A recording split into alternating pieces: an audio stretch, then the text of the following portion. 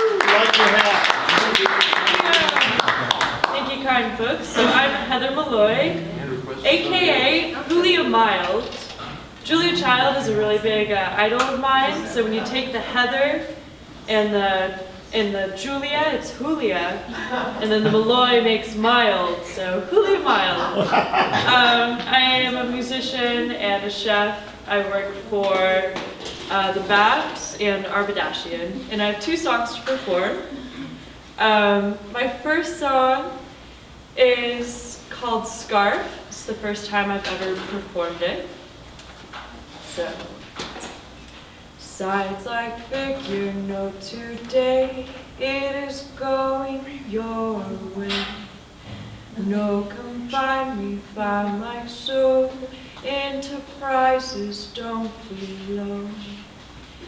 You will have many a rose. He scarfs his dinner and due time, makes a plate and flush a rise. Doesn't know who anybody is. He's just trying to get out with his bit. We can form at me. You can touch the sky. You can play with them. But motion, no and I. How's the open road? Up and in the gaze, to be known, that come true, to be okay. That's when I know it's hard to figure when you are over the rainbow, fine gold. Here I lay beside a note that thinking go right. I wait up all night, don't really breathe, fly. But what do? I dream of you.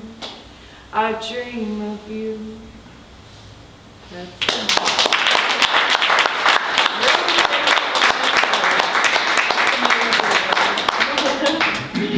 So now I have a song. It was first recorded in 1938, and it was further recorded in the 50s by a man named Harry Blandford? Belafonte. We just found out today who actually sung the song. We looked it up. So it goes like this. Matilda, Matilda, Matilda, she take my money and run to Venezuela. Everybody now, Matilda, Matilda, Matilda, she take my money and run to Venezuela. Everybody now, Matilda, Matilda, Matilda, she take my money and run to Venezuela. You're making your money on something I don't really know, and I'm going to Venezuela.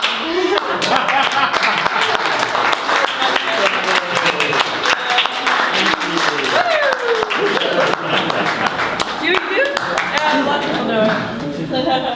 Thanks so much, Heather. Awesome. Can I go? Please.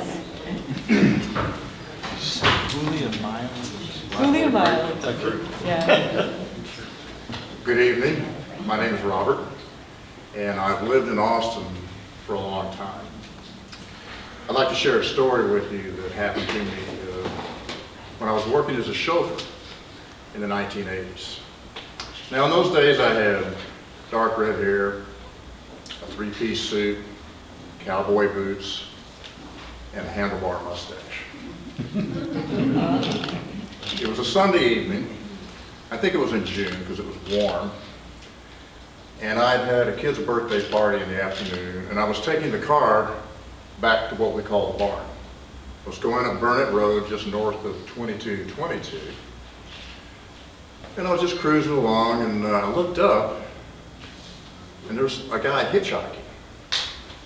Now, the way he was hitchhiking was a little unusual because he was walking with his back to the traffic with his thumb out, like this. And I looked, he was a big guy, he had on overalls and a gimme cap, but what intrigued me was he had one of those metal lunch boxes with the round top on it in his right hand. So I couldn't resist. I pulled the car up, kind of slid up next to him, rolled the passenger window down and said, how far are you going? He looked in and said, well, just a couple of miles up here. And I said, I'll give you a lift, hop in. He goes, thanks, mister, I appreciate it. So he climbed in, and I said, my name's Robert. He goes, my name's Randy, nice to meet you. I sure appreciate the ride. I just did a double shift at the trailer factory and trying to get home and see my wife and get off my feet. And I said, no problem, I can take you right up here. So we took off and we started driving. All of a sudden he started looking around at the car, and he looks back over his shoulder and he sees soft lights, leather seat, crystal decanters, the glasses lined up, and he goes, this is one of them rental things, isn't it? And I said, yeah. He goes, okay. So, okay. So we're driving along, we talked about being married, we talked about working in the trailer factory, we talked about what we thought the Cowboys might do next season. And we're getting right up close to where I'm going to drop him off, and I said, how far off Burnett do you live? And he said, oh, about 6 blocks. And I said, well, you know what, I'm done for the night, I'm just taking the car back. I'll just run you right up to the door. He goes, oh, I appreciate that, mister. And I said, yeah, no problem, man. So we turn the corner and go a couple of blocks, and he looks at me and he says, my wife ain't gonna know what to think when I step out of this rig. Now this rig was a 21-foot silver Lincoln Continental, wire wheels, black top, the little running lights on the side, you know.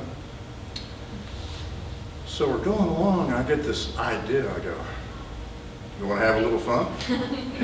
He goes, what do you got in mind? I said, let's play a trick on your wife. He goes, okay. I said, here's what we're going to do. I pulled over and I said, you get in the back. And when we get to your house, you just follow my lead. Okay, so he gets out, he climbs in the back. I turned around and said, there's drinks back there, there's snacks, just make yourself at home, act like you own this thing, okay? He goes, okay, Robert, thanks. So here we go, we pull up, here's the house, we pull up in front of the house, and in a limo, what you do is you slide up.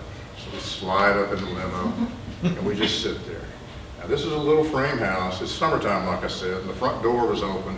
There was a screen door there, and you could see the light from the TV flashing on the wall in the living room. And we just sit there.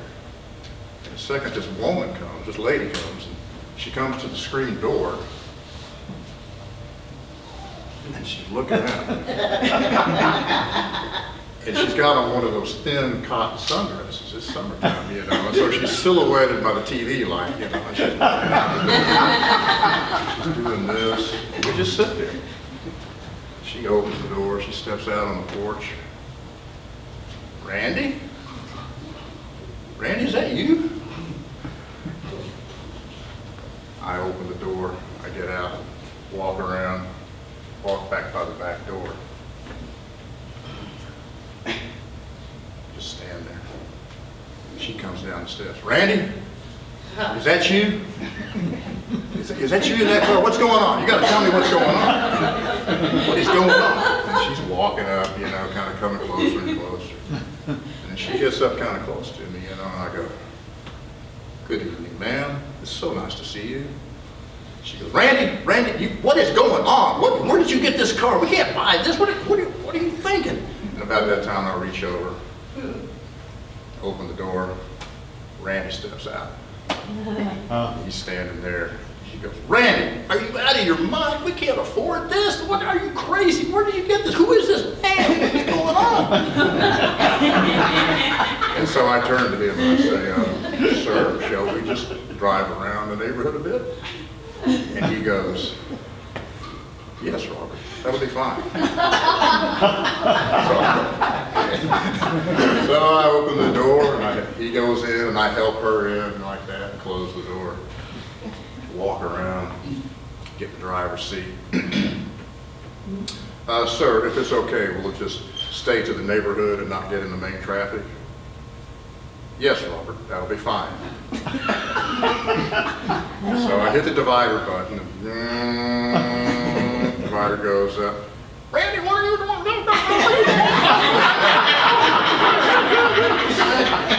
So I take off. And we just drive around, 10, maybe 15 minutes, you know, just through the neighborhoods, and come back to the house, slide up to the house, sit there for a second. Get out of the door, walk around to the back, open the door.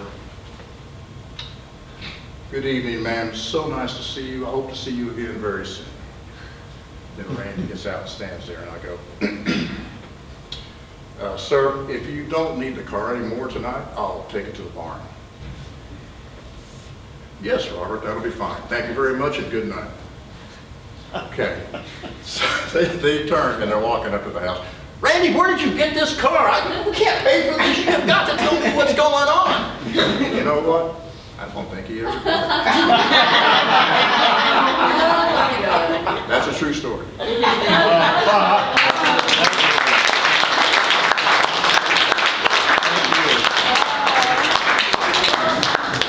you, Robert. That was fun.